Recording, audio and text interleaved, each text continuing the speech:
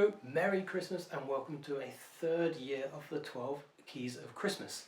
This very lovely little instrument built by Colin Booth is tuned to quarter comma meantone. Very simply what that means is that some intervals are better in tune than they are on the piano.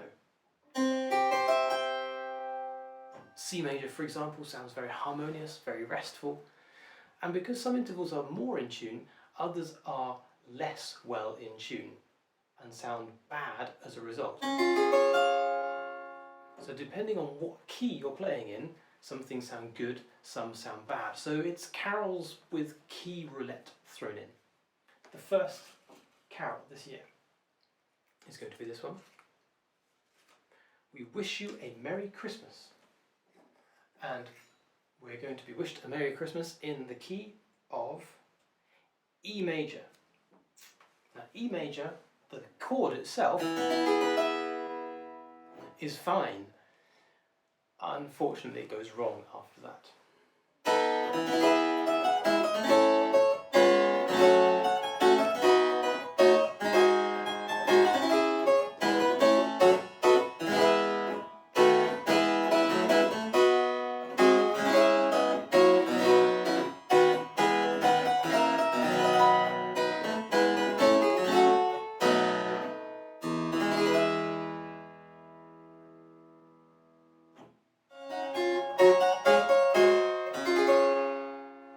Hello and welcome to the second key of Christmas. Yesterday's carol was in E major. The chord of E major is fine, but chord 5, B major, is not. And that's because the note that we need to be a D sharp, this one, is actually an E flat. And in this tuning it can't be two things at once. D sharp needs to be this.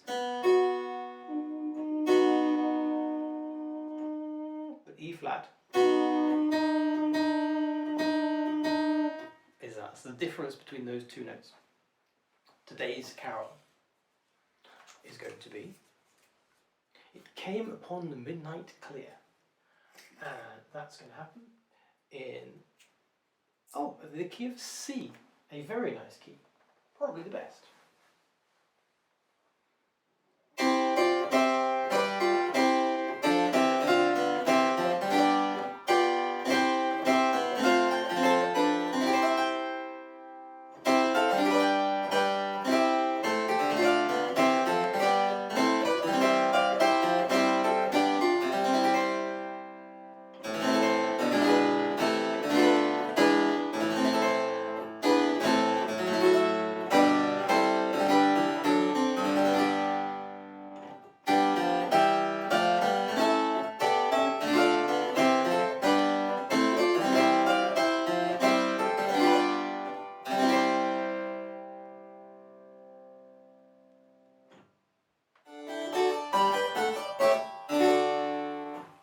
And welcome to the third key of Christmas.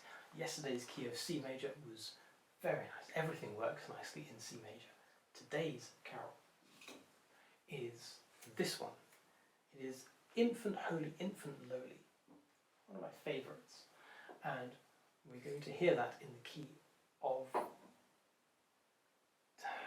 B major, which is not one of my favourites.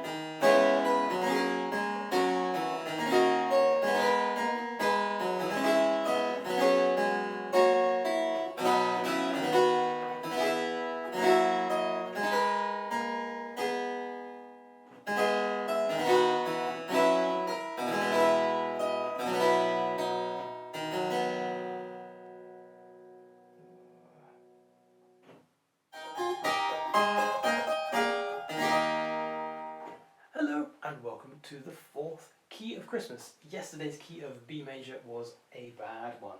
The chord of B major is a bad chord. Its dominant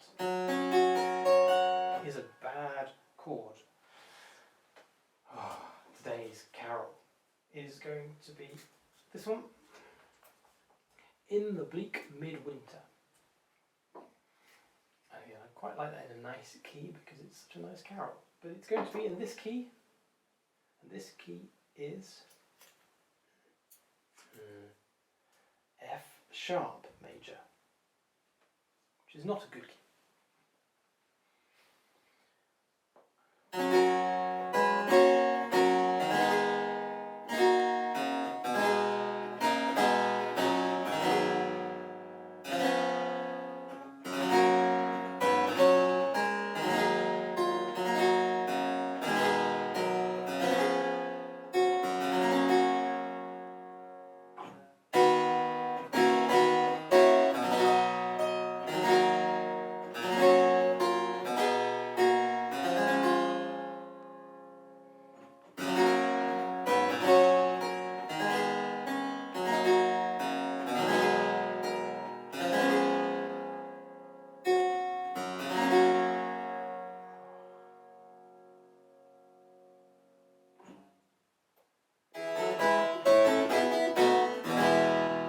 Hello and welcome to the fifth key of Christmas. Yesterday's key of F sharp major was very bad because the tonic chord is bad and the subdominant chord is bad and the dominant chord is bad. Everything's wrong there. Have we more luck today? Well, our carol is I saw three ships. And we're going to see three ships in the key of G major, a nice key.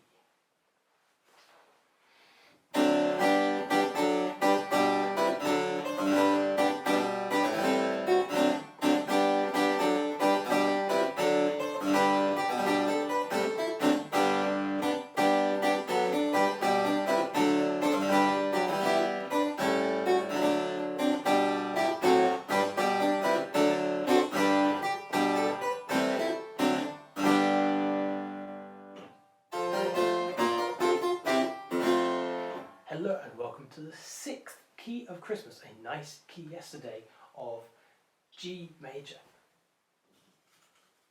Today's carol is Ding Dong Merrily on High, and we're going to hear Ding Dong Merrily on High in the key of B flat. One time no transposing, which is probably when I get it wrong.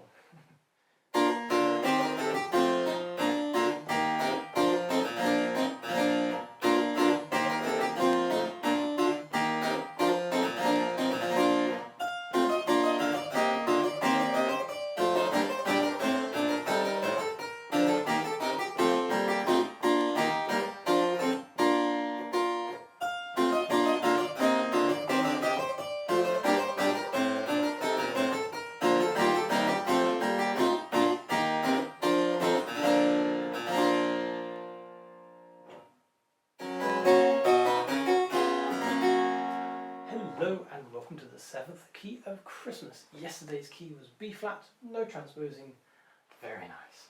Today's carol, will we have the same luck?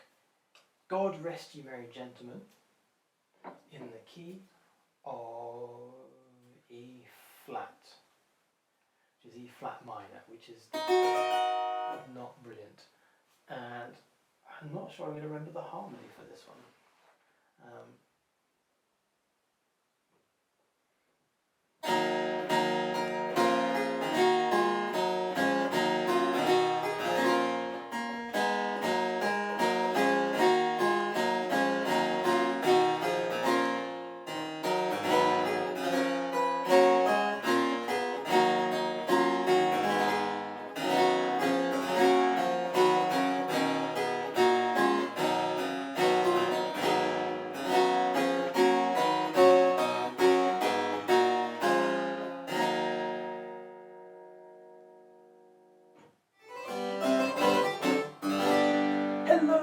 very happy new year to everyone following along with this silliness. You are most welcome to the 8th key of Christmas. Quarter comma meantone, as on this instrument, favours pure thirds, i.e. notes that are a third apart, and when I play them together have no beating or distortion between them. Any notes that are really nicely in tune produce some that are out of tune, for example, or where there's definite disagreement going on. A consequence of that is that the black notes, the accidentals, are the white notes here, but the black notes on the piano cannot be two notes at once like they are on the modern piano. On the piano I could use this note, for example, as F sharp or G flat. I could freely change between them. This is an F sharp, tuned as part of a D major chord. It can't be a G flat. That was the problem with yesterday's key of E flat minor. I have E flat, I have B flat, but I need a G flat. And I only have an F sharp. La, F sharp, G flat, F sharp. It's enough of a difference that this chord sounds fairly horrible. Today's carol, hopefully with more pure thirds, is Jingle Bells in the key of D major.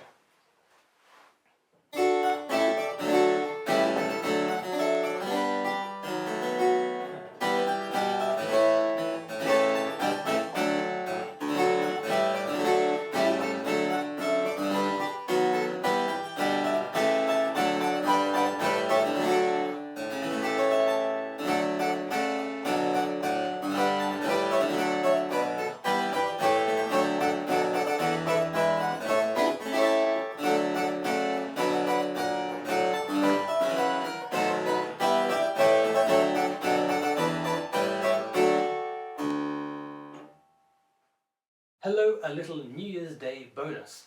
Nicholas asked about Silent Night in G flat major. And if you've watched the 8th key of Christmas video, you will know that there is no G flat on this keyboard. The accidental notes are very much fixed by the tuning as C sharp, E flat, F sharp, G sharp and B flat. No G flat in sight. And because we had F sharp come up a few days ago, I can play Silent Night in G flat without ruining any possible surprises. Nicholas suggests it's going to be glorious, and it is in a bad way because every chord has some kind of misspelling in it.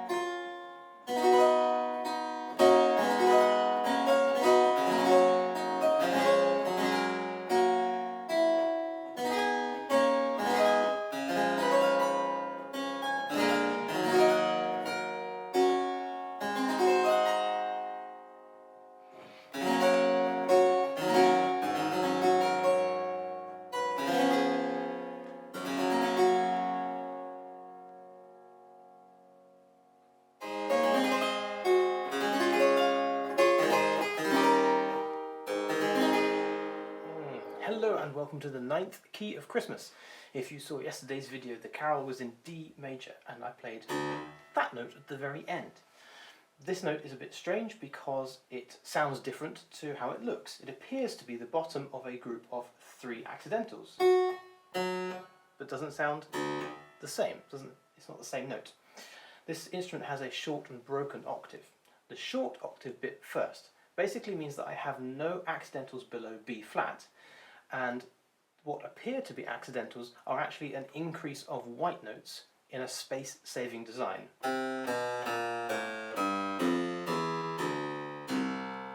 So I have fully 3 notes below F, but only add 1 physical key onto the keyboard. And then the broken bit is adding back some of the accidentals that didn't exist, the G sharp and F sharp. So it's a very compact design, but requires a little bit of mental gymnastics to get around some of those notes. Our carol today is going to be Good King Wenceslas, and we will hear Good King Wenceslas in this key, if I can get one. A key, oh, it's the one you heard at the beginning, G sharp. So some use of that note in this one.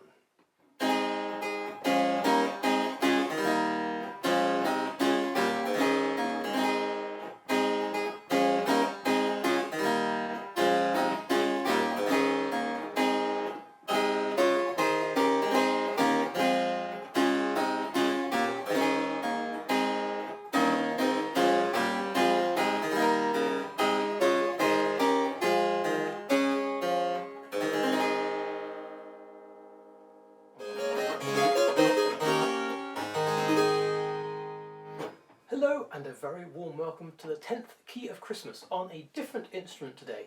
This is a musula made by Whale and Martin. A musula is a rectangular shaped instrument as opposed to the basically grand pianoed shape of the normal harpsichord. It's quite similar to a virginal, but a virginal has its keyboard on the left as opposed to on the right, like this instrument. The virginal is then quite a strident sounding, whereas this is, I suppose, plummier is the word I would use.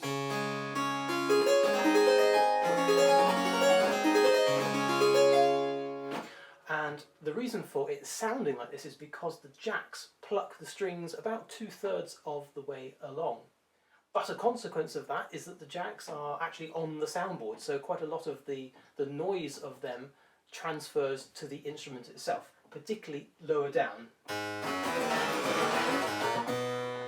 So it's perhaps a bit noisier as an instrument than the normal harpsichord. Yesterday's key of G sharp major is particularly bad because two of those notes, the C and in this case the E flat, belong to a completely different chord, and what appears to be the root of the chord is the wrong note.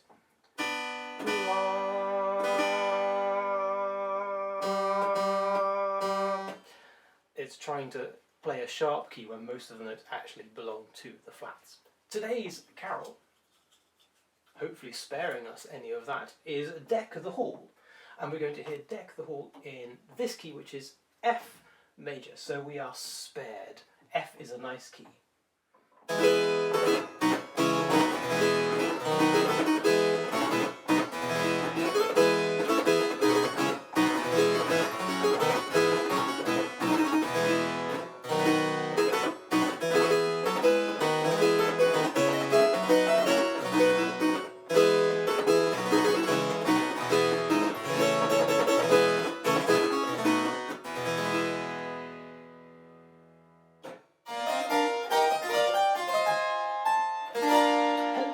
Welcome to the 11th and penultimate key of Christmas, very nearly through ruining all of your favourite carols. This is a double-strung Italian harpsichord by Colin Booth, the same maker as the little instrument I've mostly been playing.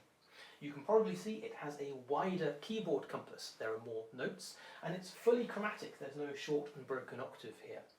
Being double-strung means that there are 2 strings for every note, as opposed to the other instruments which have been single-strung, 1 string per note. I therefore have some contrast. I have a main 8-foot stop and a contrasting, the tinsel doesn't make this very easy, a contrasting, slightly quieter, even if it doesn't sound it over the audio, 2nd stop. And by combining them, you get the typical brilliant, slightly brittle Italian sound.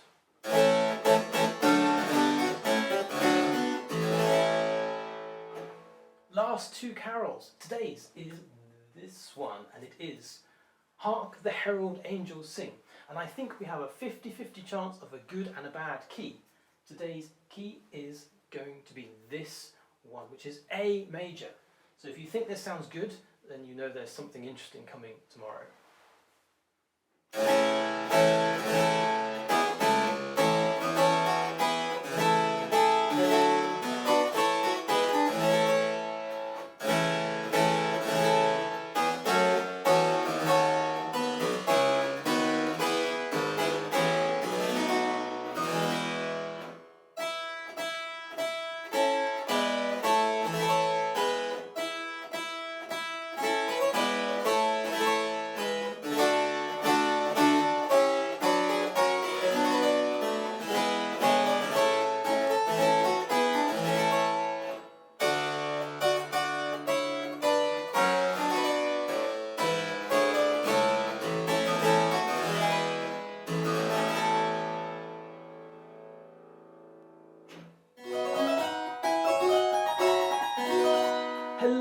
welcome to the 12th and final key of Christmas, for this Christmas anyway. Thank you very much for following along with this meantone madness / merriment.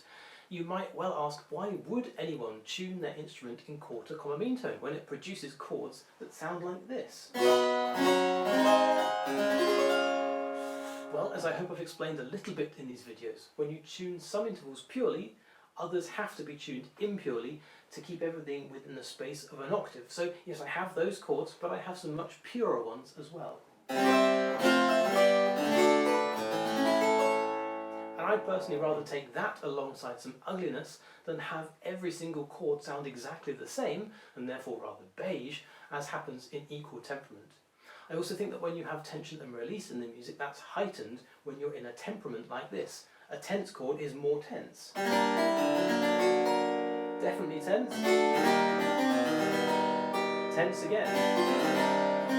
And then a pure resolution. There's more narrative intensity in music like that.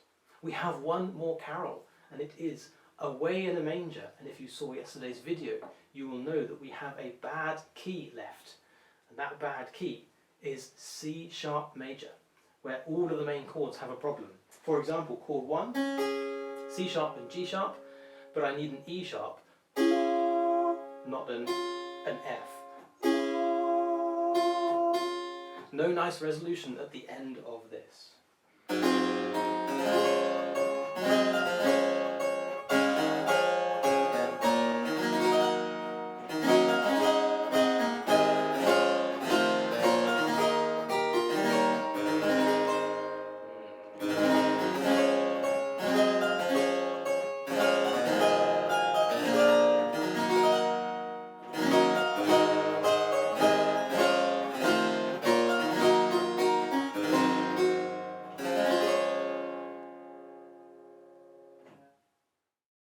Hello everybody, happy Epiphany. A little bonus today as people seemed interested in the musula a few days ago, and because there definitely wasn't a sense of resolution at the end of the 12th key of Christmas yesterday. So an attempt to find a little more resolution using a carol I think you'll all recognise.